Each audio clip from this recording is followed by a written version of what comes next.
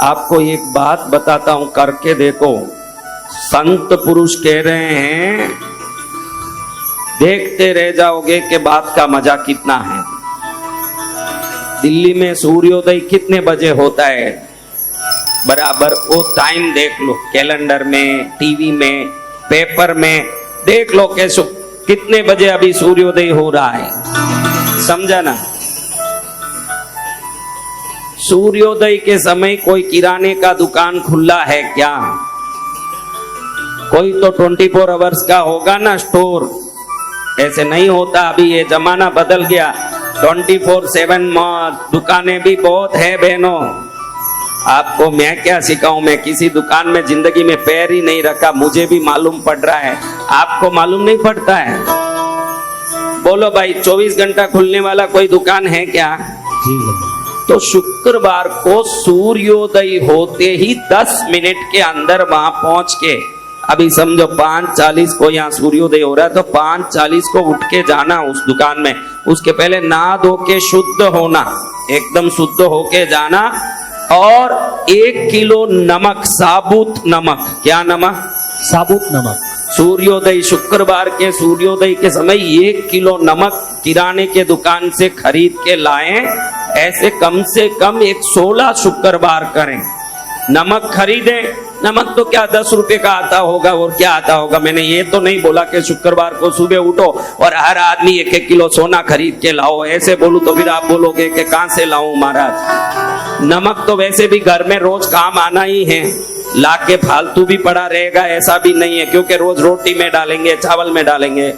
हमारा शिव पुराण कहता है कि शुक्रवार के दिन सुबह सूर्योदय से 10 मिनट में जो नमक घर में लाते हैं, उनके साथ साथ लक्ष्मी प्रवेश करती है घर के अंदर। जय जय गुरुदेव।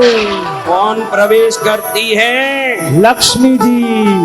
जितनी पूजा करके भी जो प्रवेश नहीं की, वो सही मुहूर्त में नमक लाने से प्रवेश करती है। कैसे?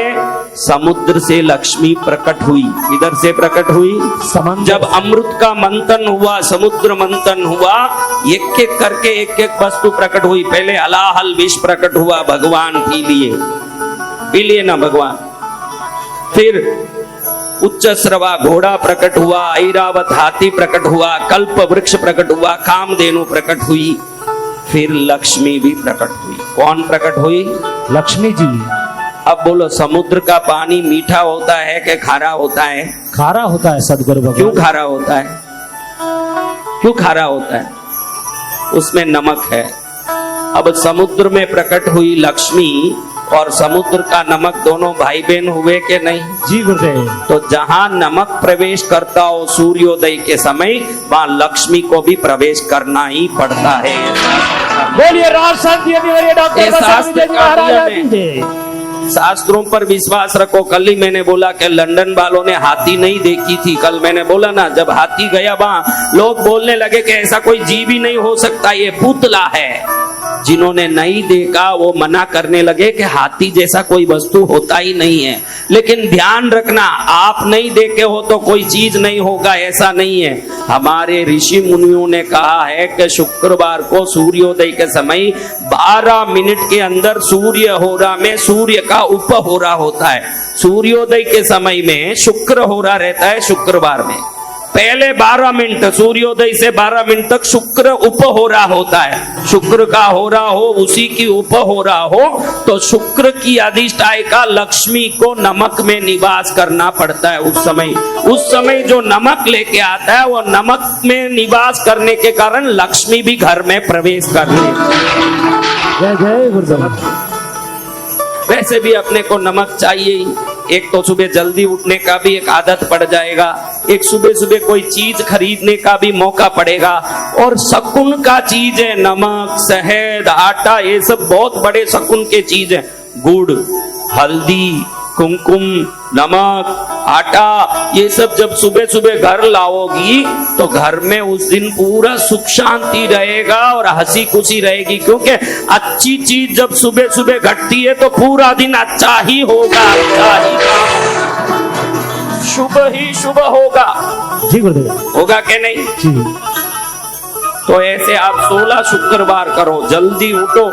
देख लो कि कौन सा किराने का दुकान है, फिर लाके अपने नमक की बरनी में डाल दो उसको। किसमें डाल देना?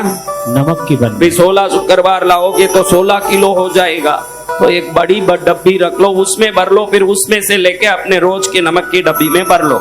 और सुबह सुबह शुक्रवार को लाया हुआ वस्तु जब खाओगे तो शरीर में भी अगर कोई दरिद्रता है तो शरीर की दरिद्रता भी निकल जाएगी, क्योंकि वो औषधि बन जाएगी। वो शुक्रवार को शुक्र होरा में, शुक्र के उपहोरा में सुबह सुबह लाई हुई लक्ष्मी निवास करने। देखो एक एक वस्तु में कुछ समय तक कुछ देवता निवास करते हैं।